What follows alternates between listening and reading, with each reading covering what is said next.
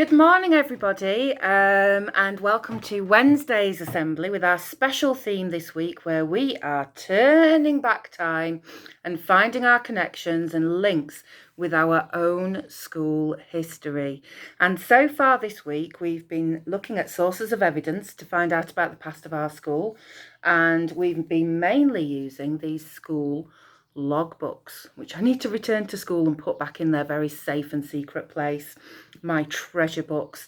Now, the interesting thing is that whilst it was obviously a key part of the head teacher's job to keep a logbook back in time, back in the Victorian times, and I hope you've been thinking about that when you walk past the old school building, which is now housing, and thinking about those little Victorian children going to school for the very first time.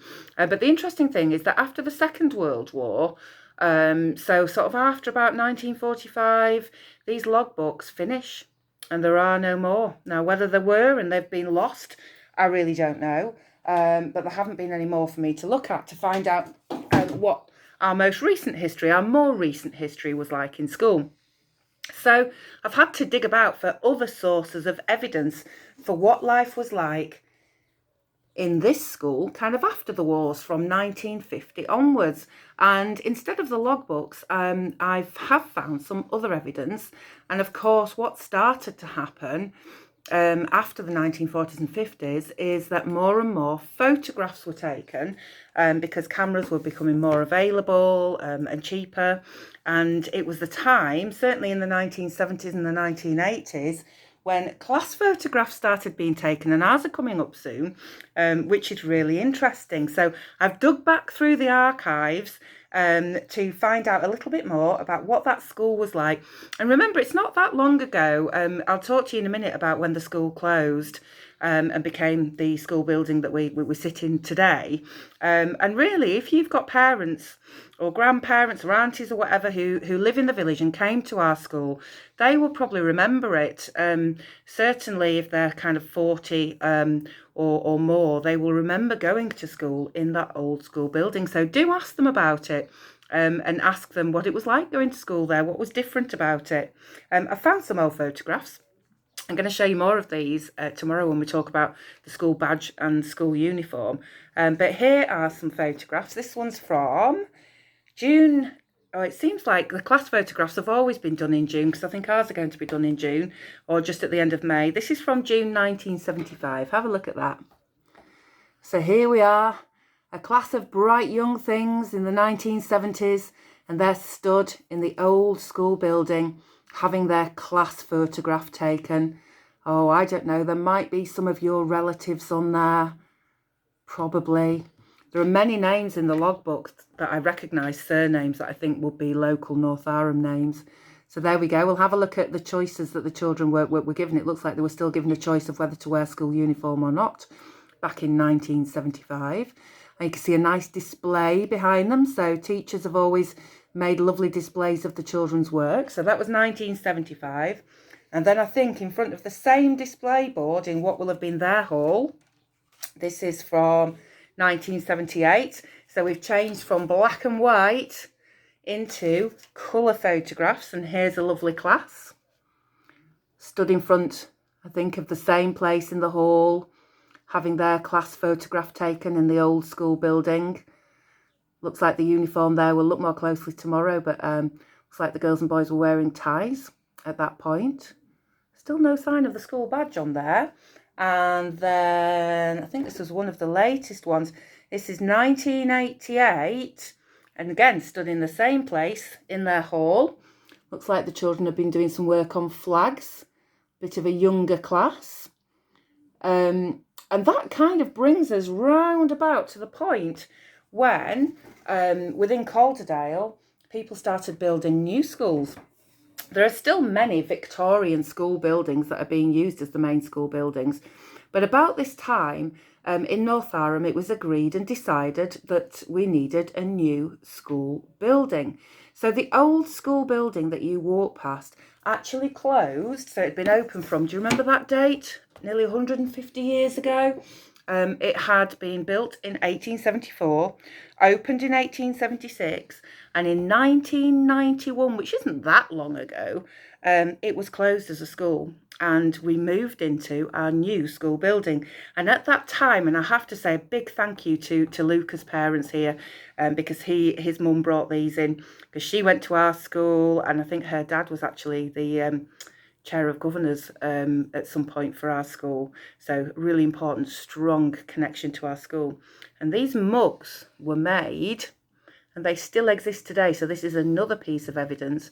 When that school building, the old building, closed, you can see the dates there, 1874 until 1991, how many hundreds and thousands of children the old school building educated all during that time. And there, of course, is the Northowram Primary School badge. So that's proof that certainly by 1991, we had the badge that we wear today on our school jumpers. But we're going to talk a little bit more about potential meanings. If anybody actually knows the meaning of all of these things, then please let me know. But these mugs are made from bone china, and they've been really carefully cared for by Luca's family so that we can look at them today, because they're quite old now, back from 1991. So yeah, this is the next stage in our school's history. So we moved just up the way, just behind the old school building, just up here, a new school was built, and the whole school moved into their new place back in 1991. And I think these pictures were taken at the same time, actually, when the school moved up the road. And here we are.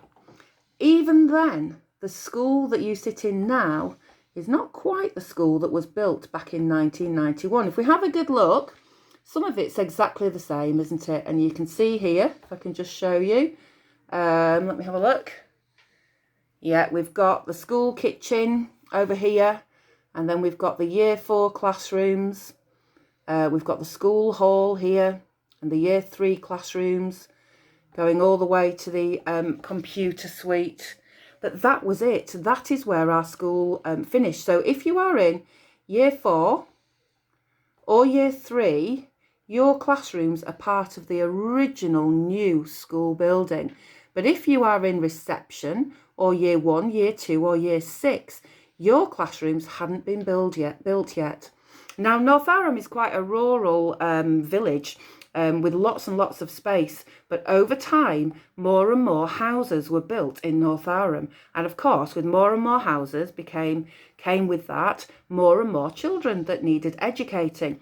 And at this time, Northowram Primary School just had 1 class per year group. And eventually, it was really clear that we needed more space than that. So a little while later, the school was extended. And our school now is an L shape, okay? So it goes back, I'm doing this in reverse, it's really difficult. Yeah, there's the hall, okay. So we built, at the moment it was just like that in 1991, and then an extension was built down here, all the way down that part of the yard there, and it's this extension which is making an L shape, which now has year 1 and year 2 classes, and that's where it finished. And then Northowram got even bigger, and we definitely needed 2 classes per year group. And so there was another extension built. So this was the original building. And then as you go through the ICT suite, through that little brick corridor area, that was the first extension. And that finished after Miss Horsfall's class and Miss Mead's class. That was where the school finished. And then a little while later, I think it was about 2001, there was another extension, and the reception classes were built on the end of that.